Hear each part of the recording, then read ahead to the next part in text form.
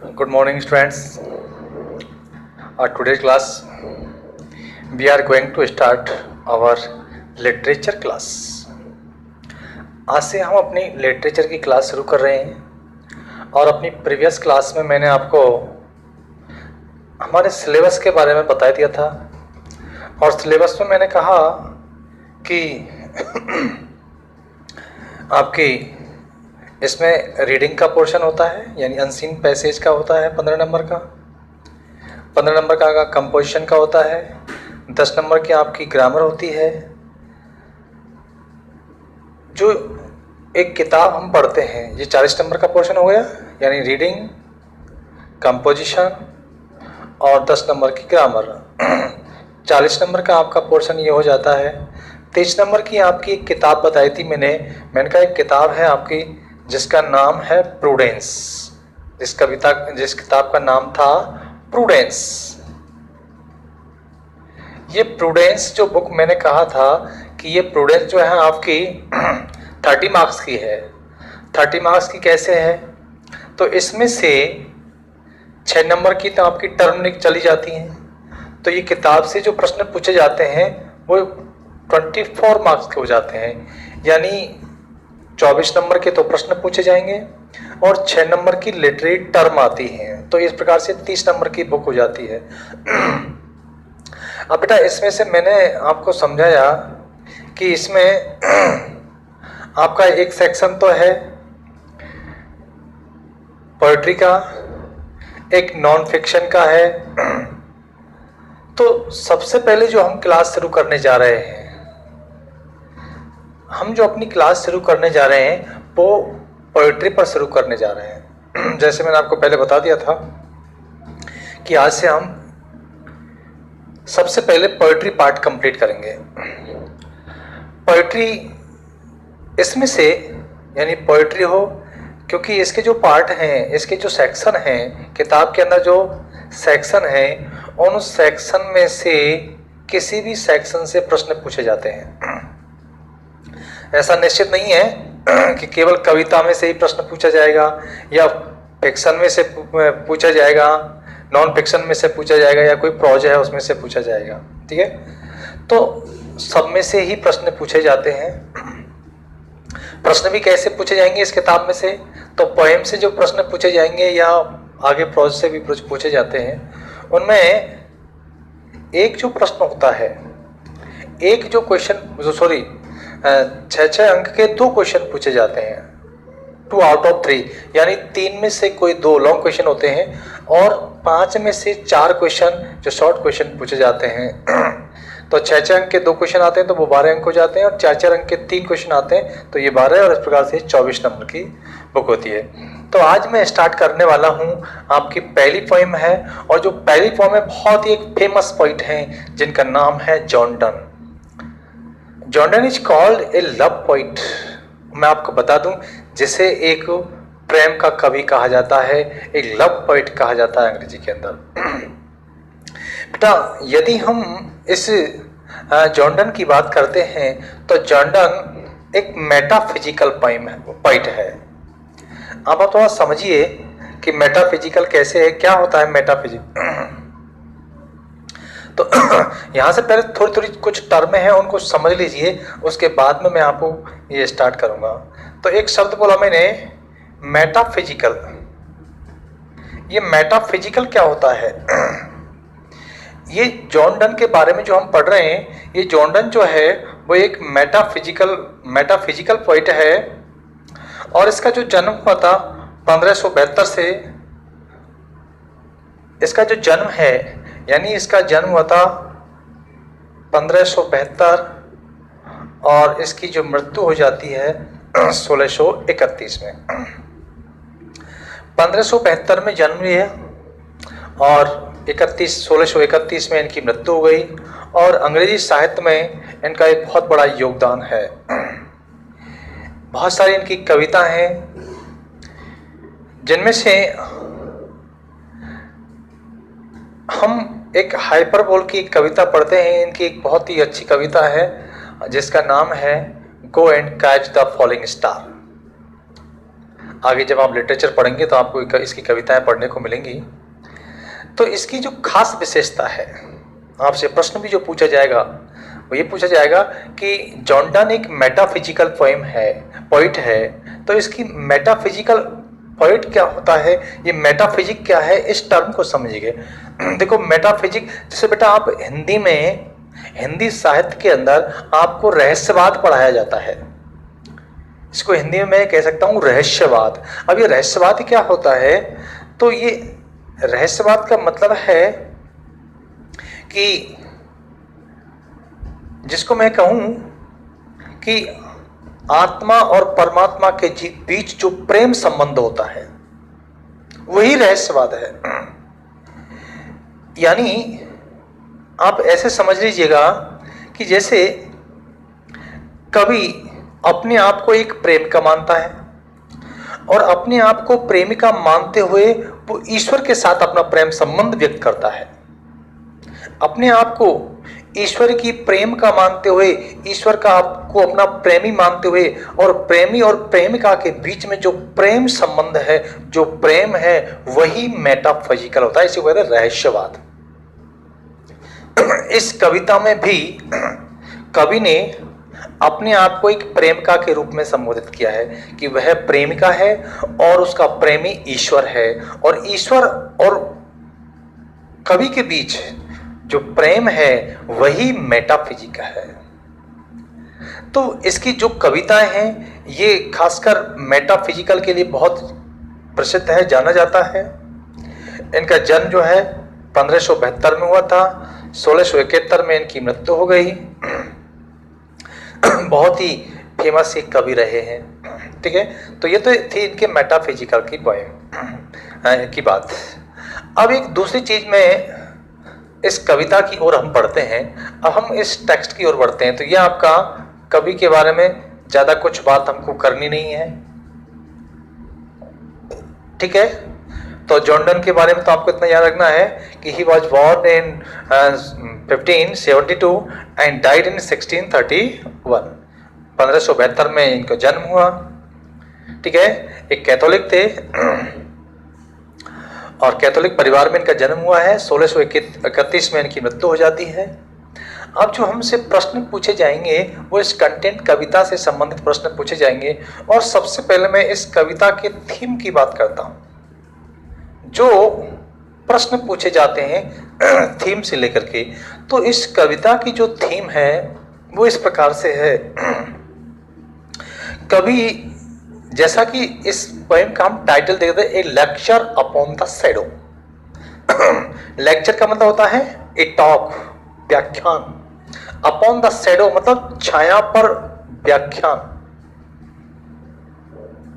इस कविता का टाइटल है कि छाया पर, छाया के विषय में एक व्याख्यान, एक चर्चा।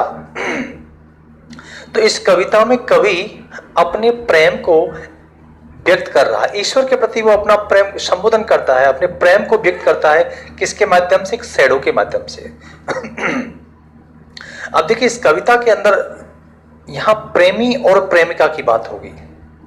तो प्रेमी तो कौन है? प्रेमी हो गया ईश्वर, और कवि ने अपने आप को जो माना है वो माना है प्रेमिका। यानी वो प्रेमिका ईश्वर की प्रेमिका है और वो ईश्वर से प्रेम करती है, उससे प्यार करती है।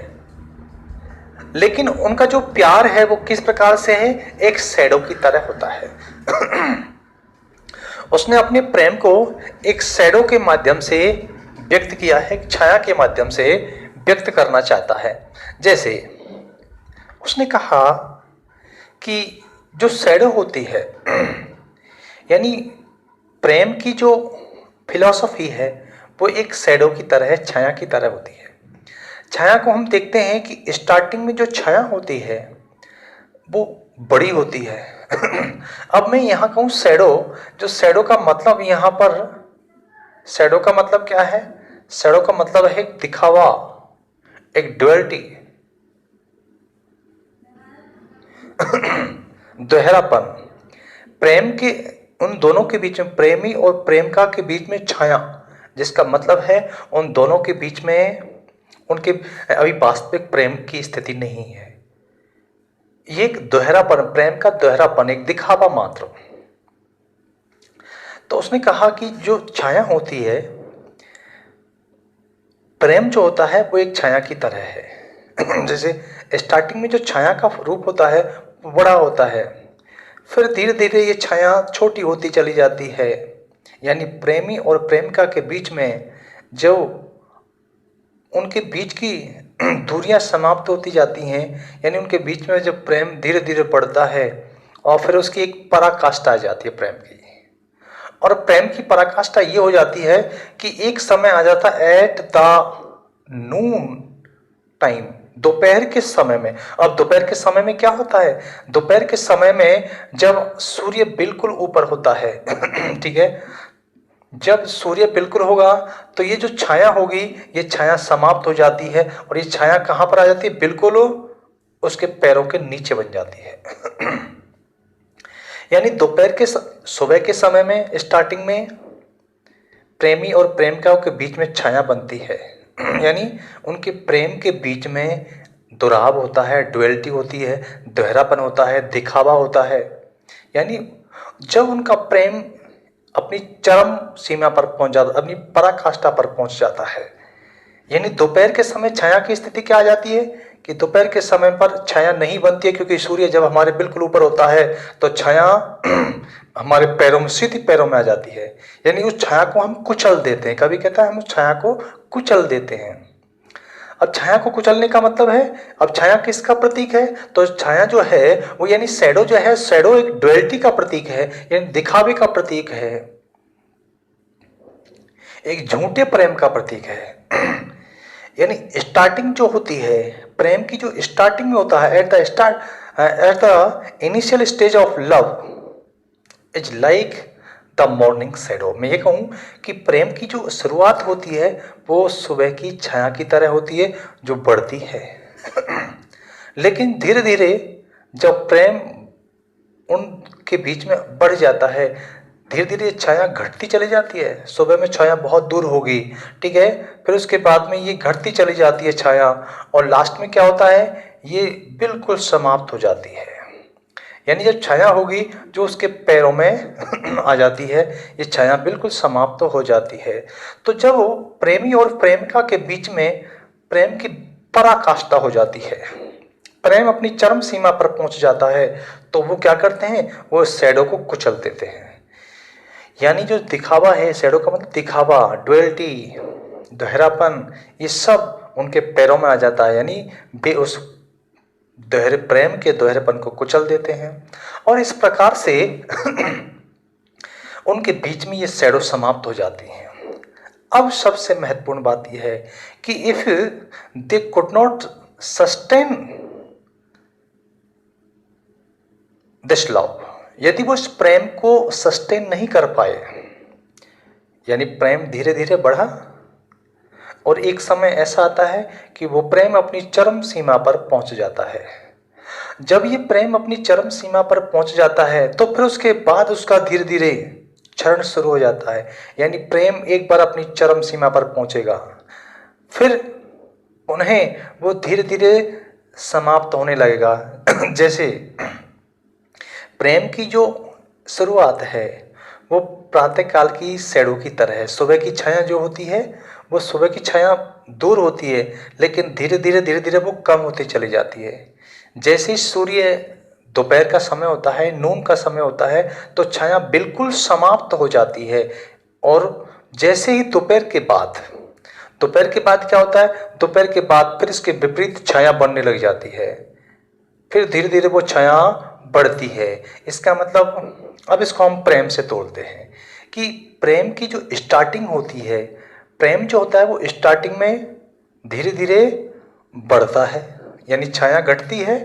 छाया का मतलब दोहरापन, यानी प्रेमी और प्रेमिका के बीच तो दोहरापन है, जो उनके बीच में एक दिखावा वाली स्थिति है, जो झूठ जो लगाव है, झूठा जो प्रेम है वो धीरे धीरे समाप्त होता है। यानी छाया कम होती चली जाती है, और फिर एक स्थिति ऐसी आती है कि वो सारी जो दोहरापन है, उनके बीच प्रेम का जो दिखावा है वो टोटली समाप्त हो जाता है। यानी छाया समाप्त हो जाती है। कब होती है? तो दोपहर के समय, यानी जब प्रेमी और प्रेमिका के बीच में ये प्रेम अपनी चरम सीमा को प्राप्त कर जाता है। तो दोपहर के बाद फिर क्या होता है? फिर सांझ होती है। सांझ के समय क्या होता है? फिर छाया बनना शुरू हो जाता है। दोपहर के बाद तो दोपहर में तो क्या होगा? छाया समाप्त हो जाएगी। दोपहर के बाद क्या होता है? फिर छाया का बनना शुरू हो जाता है। तो शैडो जो होगी वो दोपहर के बाद, यानी जब प्रेमी और प्रेमिका का जो प्रेम संबंध है वो चरम सीमा पर पहुंच जाता है, तो उसके बाद उनमें यदि उन्होंने उस प्रेम को, यदि उनका प्यार नहीं, यानी उस चरम सीमा पर यदि उसको उन्होंने मेंटेन नहीं रखा, यदि प्रेमी और प्रेमिका अपने प्रेम को उस चरम सीमा पर बिल्कुल श्रेष्ठ पर पहुंच जाता है, शिखर पर पहुंच जाता है, उस शिखर को यदि वो मेंटेन नहीं रख पाते हैं तो फिर नई शैडो तैयार हो जाती हैं। यानी दोपहर के बाद फिर छाया बनना शुरू हो जाता है। और ये दोपहर के बाद की छाया कैसी होती है? धीरे धीरे बढ़ती है। मॉर्निंग की छाया कैसी होती है? धीरे धीरे घटती है। तो जब प्रेम होता है तो धीरे धीरे बढ़ता है, फिर वो चरम सीमा पर पहुंचता है। उसके बाद वो, यदि उस चरम सीमा के प्रेम को हमने मेंटेन नहीं किया, देन न्यू शैडोज प्रोड्यूस, फिर उनके बीच में नई छायाएं उत्पन्न हो जाती हैं। यानी फिर वो छाया है वो धीरे धीरे बढ़ने लग जाती है। और फिर उनके बीच में एक बहुत बड़ी छाया बन जाती है। यहां कवि ने जो छाया की जो हम बात की है, ये था इसका लेक्चर अपॉन द शैडो, छाया पर एक भाषण। लेकिन यहां कवि ने अपने आप को प्रेमिका माना है। ठीक है, हम फिलॉसफी इस प्रेम की फिलॉसफी क्या हुई? देखो, प्रेम की फिलॉसफी क्या है, पहले तो ये समझें। फिलॉसफी क्या होती है? फिलॉसफी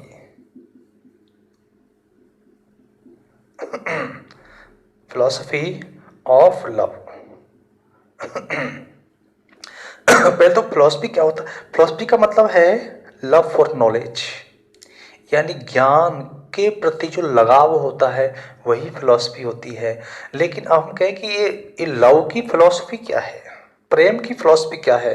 तो प्रेम की फिलॉसफी हम पढ़ रहे थे कि प्रेम जो होता है वो स्टार्टिंग में बढ़ता है, छाया घटती है, मतलब जैसे सुबह के समय में छाया जो होती है वो कम पड़ती जाती है, फिर दोपहर के समय में छाया बिल्कुल समाप्त हो जाती है। मतलब प्रेम जो होता है धीरे धीरे बढ़ता है स्टार्टिंग में, फिर वो अपनी चरम सीमा को प्राप्त करेगा। और यदि हम उस प्रेम को उस जगह पर नहीं बनाए रखते हैं, यदि जब वो श्रेष्ठता को प्राप्त हो जाता है, यदि उसको हमने मेंटेन नहीं किया, तो फिर वो धीरे धीरे समाप्त हो जाता है। ये प्रेम की फिलॉसफी है। ठीक है, तो ये इस कविता के अंदर एक थीम थी कि कवि कहता है कि मेरा शैडो पर एक चर्चा। तो मैं कह रहा था कि जो हम कह रहे थे मेटाफिजिक की बात यह है कि कवि ने अपने आप को प्रेमिका माना है और ईश्वर को, क्योंकि वो अपना प्रेम किसके लिए, किसी सांसारिक व्यक्ति से उसका प्रेम नहीं है, प्रेम है किसी सांसारिक महिला से उसका प्रेम नहीं है, उसका प्रेम है ईश्वर के प्रति। जब ईश्वर और यानी आत्मा और परमात्मा के बीच जो प्रेम होता है, आत्मा और परमात्मा के बीच जो संबंध होता है, जो प्रेम होता है, वही मेटाफिजिकल या जिसको हम रहस्यवाद कहते हैं। अब कवि ने अपने आप को माना है कि कवि तो प्रेमिका है, लेकिन वो प्रेम का उसका प्रेमी है ईश्वर। तो वो अपनी, अब यहां पर आप एक सिंबल समझ लीजिएगा, या प्रेम का बनकर के वो ईश्वर को संबोधन करेगा। तो वो कहता है कि हम दोनों के बीच में ये जो छाया है, यानी ईश्वर आत्मा और परमात्मा के बीच में छाया जो होती है, यही सांसारिक जो छाया है, ये धीरे धीरे समाप्त होती है। ये छाया नहीं होनी चाहिए, और वो इस छाया को समाप्त करके वो उस स्थिति को प्राप्त करना चाहता है, दोपहर की स्थिति को, दोपहर में जब छाया समाप्त हो जाती है। और वो चाहता है कि उसके बाद उसका ये जो दोपहर का समय है वो स्थिर हो जाए, यानी उसका प्रेम कभी भी ईश्वर के प्रति कम ना हो। तो यहाँ ये मेटाफिजिक की बात थी। तो मुझे आशा है कि आपको ये बात समझ में आई होगी कि मैंने आपको क्या थीम समझाई है, किस विषय पर ये कविता लिखी गई है। तो बेटा पहली चीज टाइटल समझ में आ गया होगा, ए लेक्चर अपॉन द शैडो, यानी लेक्चर का मतलब आप समझते हैं एक व्याख्यान। किस पर है व्याख्यान मेरा, यानी छाया पर एक व्याख्यान, यानी छाया के विषय में एक कथन, यानी the poet want to give a lecture about shadow, shadow of love, प्रेम की छाया पर वो एक भाषण देना चाहता है। ठीक है। तो ये तो इसकी बात थी। कवि के बारे में मैं आपको बता चुका हूँ। ठीक है, अब हम सीधे चलते हैं अपनी इस कविता की ओर। तो सबसे पहले तो मैं कुछ शब्द हैं उन शब्दों को आपके बारे में को बता देता हूँ। स्टैंड स्टिल, देखिए एक शब्द होता है स्टैंड स्टिल, स्टैंड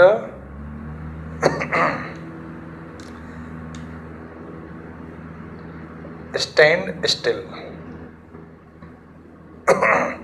इसका मतलब होता है मोशनलेस, मोशनलेस,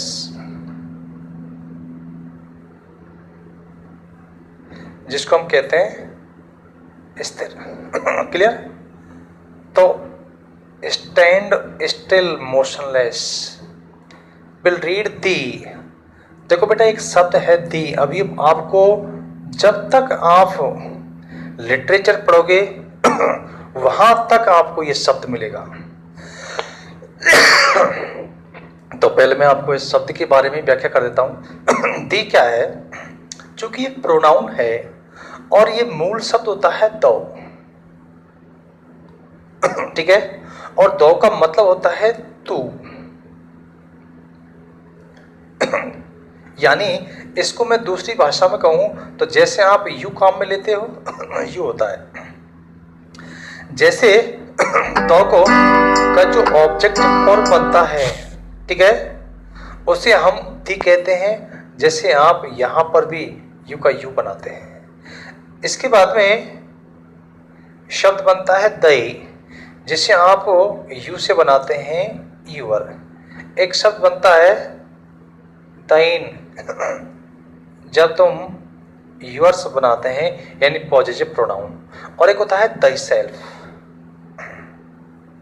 ठीक है, जिसको आप यूआर सेल्फ कहते हैं। यूर सेल्फ या यूर सेल्फ। अब बेटा समझ लीजिए दी का मतलब क्या होता है, यानी ये दो का ऑब्जेक्टिव केस है, और दो का मतलब होता है तू, तुम। लेकिन अब आप कहेंगे कि दी की जगह हमने इस यू को क्यों नहीं लिखा, क्योंकि देखो जब हम बात ईश्वर की करते हैं या अपने बिल्कुल निकटतम किसी व्यक्ति के लिए जो प्रयोग करते हैं, जब कभी ईश्वर को संबोधन करता है या तो ईश्वर को संबोधन कर रहा है वो, या फिर अपने ऐसे निकटतम व्यक्ति को, यानी अपने अभिन्न अंग है जिसे वो अपनी आत्मा का एक पार्ट मानता है, ऐसे अपने मित्र के लिए जब वो संबोधन करेगा वहां पर वो यू नहीं कह करके दो शब्द का प्रयोग करता है। क्लियर है बात। यानी तू हम किसको कहते हैं, ये अनौपचारिक वर्ड होता है, इनफॉर्मल वर्ड है। हम तू किसको कहेंगे, बिल्कुल अपने वाले व्यक्ति को कहेंगे जो बिल्कुल अपना है। ठीक है। कभी हमने भगवान को आप कहा है, हम ईश्वर को क्या कहते हैं, भगवान को तेरा, तुझको। तो ये शब्द अब यहाँ समझ में अगर होना चाहिए कि ये यू का ही दूसरा फॉर्म, दूसरा एक प्रोनाउन होता है, लेकिन इसका प्रयोग सिंगुलर के लिए किया जाता है। इसका प्रयोग तो हम प्लूरल के लिए भी करते हैं, तू, यानी यू का मतलब तुम, एक के लिए भी कह सकते हैं और आप एक से ज्यादा के लिए भी कर सकते हैं। लेकिन दो का जो प्रयोग किया जाता है वो हमेशा एक के लिए किया जाता है, क्योंकि ईश्वर तो एक ही है। यानी जिसके समान कोई दूसरा नहीं है, ठीक है, ऐसी कोई वस्तु है, ऐसा कोई व्यक्ति है, उसके लिए जब हम तू शब्द का या तुम शब्द का प्रयोग कर रहे हैं वहां पर दो आता है। तो आपको समझ में आएगा दी का मतलब क्या हो गया, तुम्हें, ठीक है, आपको, तुम्हारे लिए, तेरे लिए। यहां दी का मतलब होगा तुझे, एक अनौपचारिक वर्ड है। ए लेक्चर आपको समझ में आ ही गया होगा। Lecture, love, philosophy. और फिलॉसफी आपको समझ में आ ही रही होगी। फिलॉसफी का मतलब क्या होता है? फिलॉसफी का मतलब होता है लव फॉर नॉलेज, यानी प्रेम। और प्रेम सांसारिक चीजों के लिए नहीं, किसके लिए प्रेम? नॉलेज का जो प्रेम होता है, नॉलेज के प्रति जो प्रेम होता है उसको हम कहते हैं फिलॉसफी। क्लियर है? These 3 hours that we have spent आप जानते हैं, स्पेंट मान खर्च करना, बिताना, पास। तो स्पेंट के लिए मैं कह सकता हूं, स्पेंट का मतलब होता है स्पेंट, स्पेंट का मतलब होता है पास। क्लियर? वॉकिंग हियर शैडोज आप समझ में आ ही गया। along with the speech over self produced. अब देखिए एक नया शब्द है प्रोड्यूस्ड। प्रोड्यूस शब्द होता है प्रोड्यूस। प्रोड्यूस का मतलब है क्रिएट।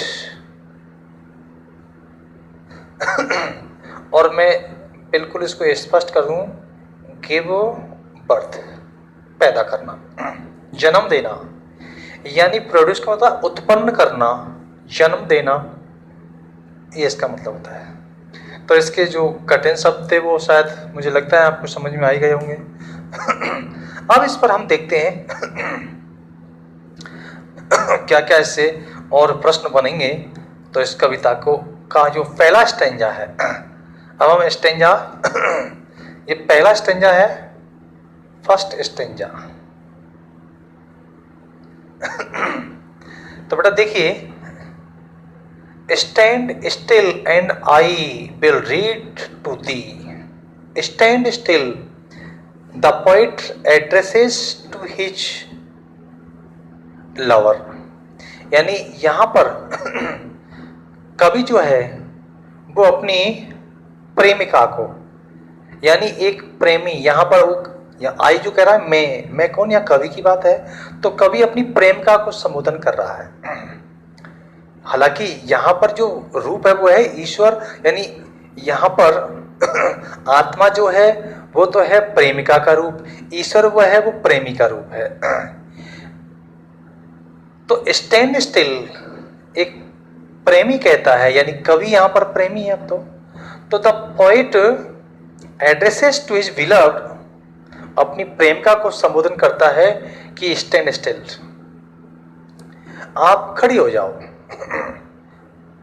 आई विल रीड, मैं पढ़ूंगा। आई विल डिस्कस, मैं चर्चा करता हूं आपसे। किसके विषय में?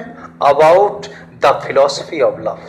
I will give U A lecture on love and the philosophy of love.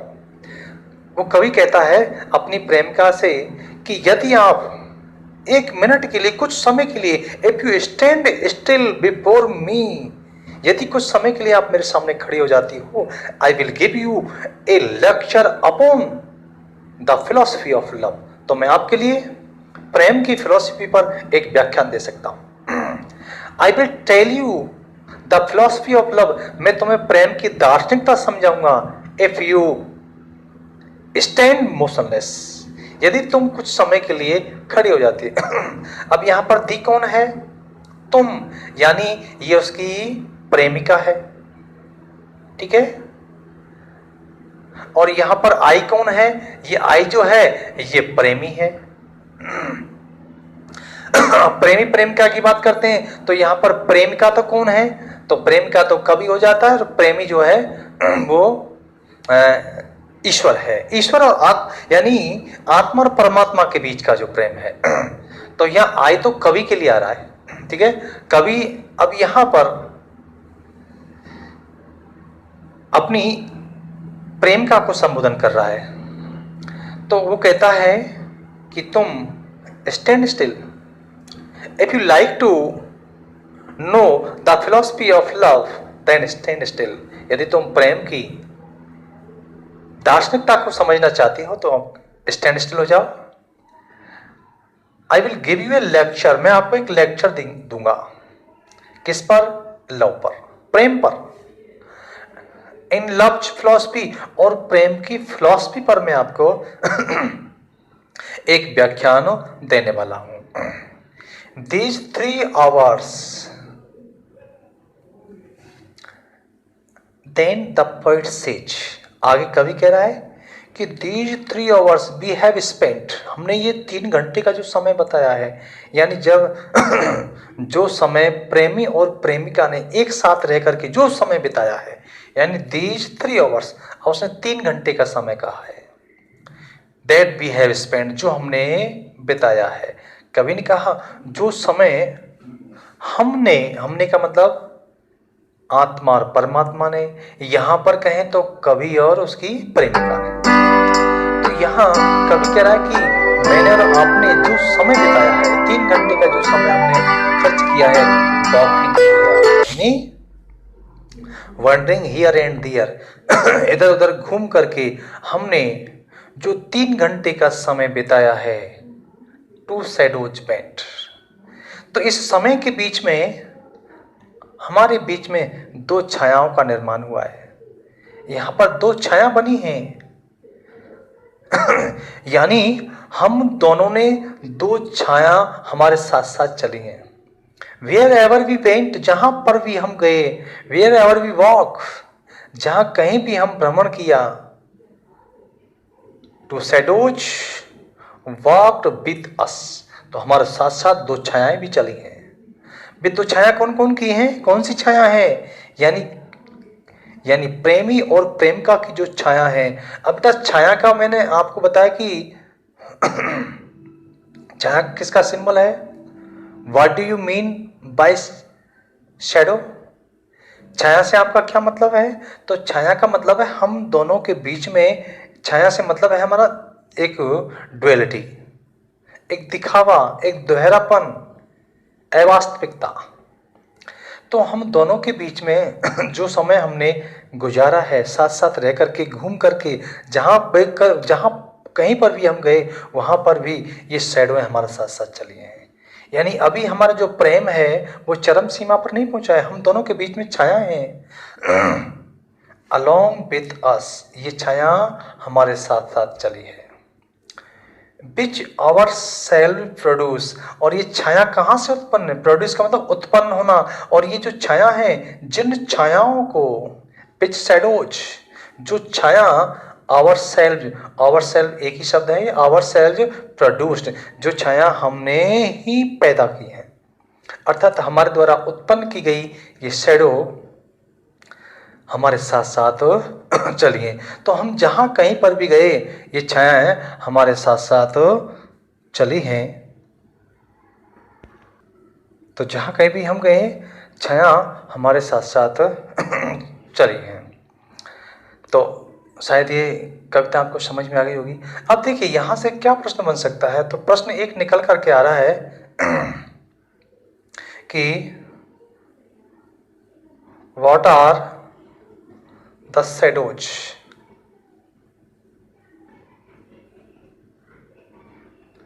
in the poem?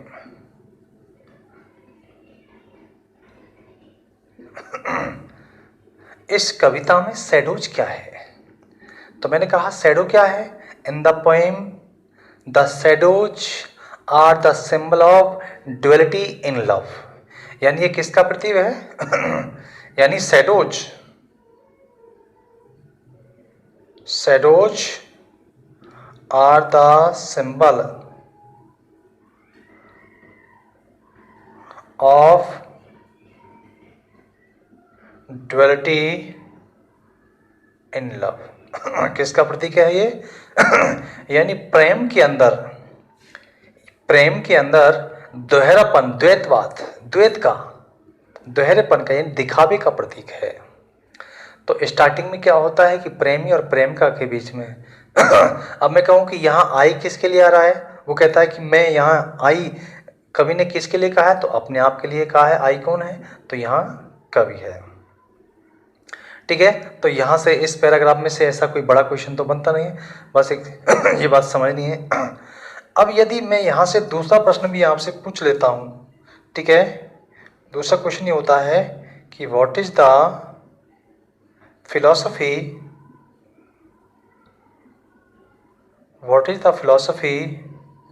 Of love. अभी तक इसका आंसर क्लियर नहीं हुआ है, इसका आंसर तो आगे तक आएगा कि प्रेम की फिलॉसफी क्या है। तो प्रेम की फिलॉसफी की जब हम बात करते हैं तो प्रेम की फिलॉसफी यह है कि प्रेम स्टार्टिंग में बढ़ता है, ठीक है, फिर दोपहर के समय यानी स्टार्टिंग में बढ़ता है, फिर एक समय ऐसा आता है जब ये अपनी चरम सीमा पर पहुंच जाता है, और यदि इस प्रेम को उस स्थिति पर मेंटेन नहीं किया जाता है तो फिर धीरे धीरे ये क्षीण हो जाता है। ये प्रेम की फिलॉसफी है। तो यहाँ तो इस स्टेंजा के अंदर तो केवल और केवल उसका एक इंट्रोडक्शन है।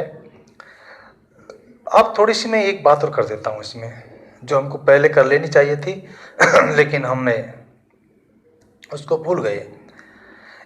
ये एक राइम पोइम है। इस कविता के राइम हम देखते हैं तो देखिए, यहाँ शब्द है दी, और दी को मैंने कह दिया ए। फिलॉसफी यानी ये भी ये है दी। अब देखो इसकी अंतिम साउंड देखो, अंतिम साउंड क्या निकल कर आ रही है, दी, ई साउंड है। फिलॉसफी इसकी भी अंतिम साउंड ई है, तो इसको मैंने ए कहा, इसको भी कहा। स्पेंट तो ए से तो कहीं मेल नहीं खा रही इसकी, इसको हमने बी कह दिया। फिर देखो बेंट, यानी बेंट किससे मिल रही है, स्पेंट से मिल रही है, तो ये भी बी हो गया। प्रोड्यूस्ड ये आपकी सी बनेगी, और इसके आगे की लाइन जो है उसके अंदर भी सी होगी। तो इसकी जो राइम स्कीम है ठीक है। अब तीसरा क्वेश्चन ये है कि what is the rhyme scheme.